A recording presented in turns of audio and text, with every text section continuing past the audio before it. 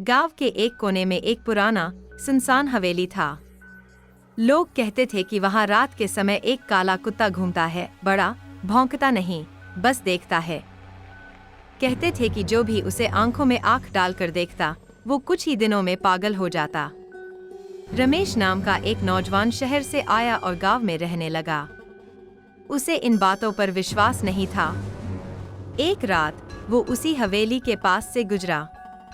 घुप अंधेरा, चांद बादलों में छिपा हुआ और सिर्फ जंगली झींगुरों की आवाजें। तभी उसकी नजर पड़ी एक काला कुत्ता हवेली के गेट पर बैठा था। उसकी लाल आंखें अजीब सी चमक रही थीं। रमेश ने देखा तो कुत्ता उठ खड़ा हुआ और धीरे धीरे उसकी ओर बढ़ने लगा। रमेश ने डर के मारे पत्थर उठाकर मारा, लेकिन कुत्ता गायब हो गया। अगले दिन से रमेश अजीब हरकतें करने लगा। कभी जोर से हंसता, कभी दीवार से बातें करता। एक रात वो भागते भागते बोला, वो फिर आया। उसने मुझसे कहा कि मैं भी उसके साथ चलूं। गांव वालों ने जब उसे खोजा तो वो उसी हवेली के अंदर बेहोश पड़ा था।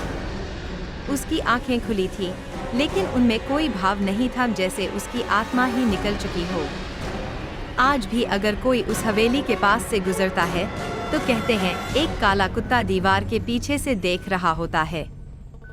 और अगर तुमने उसकी आंखों में झांक लिया तो समझो तुम्हारी कहानी भी शुरू हो गई।